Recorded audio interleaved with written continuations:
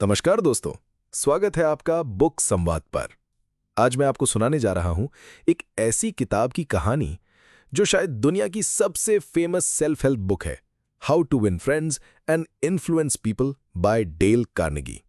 सोचिए जरा, अगर मैं आपसे कहूं कि सिर्फ कुछ सिंपल टेक्निक्स सीख कर आप अपनी जिंदगी में रिलेशनशिप्स को कंप्लीटली ट्रांसफॉर्म कर सकते हैं।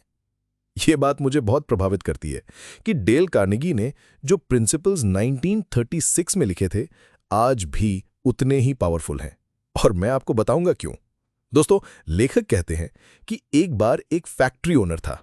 उसके नीचे 314 एम्प्लॉइज थे।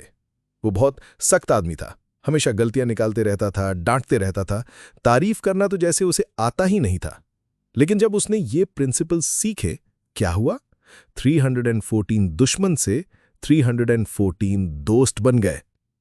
चलिए जानते हैं पहला section, fundamental techniques in handling people. अब लेखक हमें एक नया दृष्टिकोण देते हैं। पहला प्रिंसिपल, डोंट क्रिटिसाइज, कंडेम और कंप्लेन। कार्नेगी बताते हैं कि जब अब्राहम लिंकन के साथ गलत काम होते थे, तब वो कहते थे कि अगर मैं उनकी जगह होता तो मैं भी वैसी ही गलती करता। सोचिए जरा, क्रिटिसिज्म से क्या होता है? सिर्फ ईगो हर्ट होती है और रिलेशनशिप खराब हो जाती है। दूसरा principle, give honest and sincere appreciation. दोस्तों, लेखक कहते हैं कि ह्यूमंस की सबसे बड़ी साइकोलॉजिकल नीड है फीलिंग इंपॉर्टेंट। जब आप किसी की सच्ची तारीफ करते हैं तो आप उन्हें वो फीलिंग देते हैं जो वो सबसे ज्यादा चाहते हैं। मैं आपको एक कहानी सुनाता हूं। एक सेल्समैन ग्रोसरी स्टोर में गया। ओनर से बोला, सर, आप हर सेल में पैसा फेंक रहे हैं। ओनर गुस्सा होने वाला था, लेकिन सेल्समैन ने कहा, सर, मैं एक्सप्लेन करता हूं। आपका ये अरेंजमेंट देखकर मैं समझ गया कि आप बहुत बिजनेस माइंडेड हैं। पहले तारीफ की, फिर सजेशन दिया, रिजल्ट सेल हो गई। तीसरा principle, arouse in the other person and eager want. Henry Ford ने कहा था, सक्सेस का सिर्फ एक राज है, दूसरे व्यक्ति के नजरिए को समझने की काबिलियत होना। मतलब, जब आप किसी से कुछ चाहते हैं तो ये मत सोचिए कि मैं क्या चाहता हूं, ये सोचिए कि वो क्या चाहता है और मैं उसे कैसे दे सकता हूं। अब आते हैं दूसरे सेक्शन पर, 6 ways to make people like you. पहला तरीका, become genuinely interested in other people. दोस्तों, लेखक कहते हैं कि कुत्ते इतने पॉपुलर क्यों हैं? क्योंकि वो हमेशा एक्साइटेड रहते हैं आपको देखकर। जब आप फोटो देखते हैं, सबसे पहले किसकी शक्ल देखते हैं? अपनी। यही ह्यूमन नेचर है। दूसरा तरीका, स्माइल। ये बात मुझे बहुत प्रभावित करती है। एक न्यूयॉर्क स्टॉक ब्रोकर विलियम स्टीनहार्ट की कहानी। वो हमेशा ग्रम्पी रहता था, लेकिन जब उसने सिर्फ स्माइल करना स्टार्ट किया, घर में खुशी आ गई, ऑफिस में रेवेन्यू बढ़ गया। सिर्फ स्माइल से वो ज्यादा पैसा कमाने लगा और ज्यादा खुश रहने लगा। तीसरा तरीका, रिमेंबर पीपल्स नेम्स। अब लेखक हमें एक नया दृष्टिकोण देते हैं। किसी भी व्यक्ति के लिए उनका नाम सबसे स्वीट और इंपॉर्टेंट साउंड है। जिम फेयरली, जो रूजवेल्ट के क्लोज फ्रेंड थे, वो 50,000 लोगों के नाम याद रखते थे। यही सीक्रेट था उनकी पॉलिटिकल सक्सेस का। चौथा तरीका, बी अ गुड लिसनर।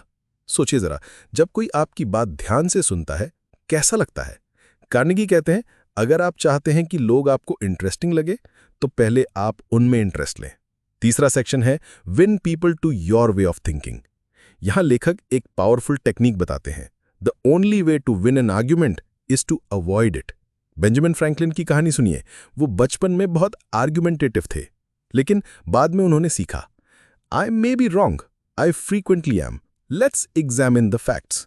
ये अप्रोच उसे अमेरिका का सबसे रिस्पेक्टेड डिप्लोमेट बना दिया। मैं आपको एक और कहानी सुनाता हूं। एक रियल एस्टेट एजेंट का रेंट 3 गुना बढ़ाना था।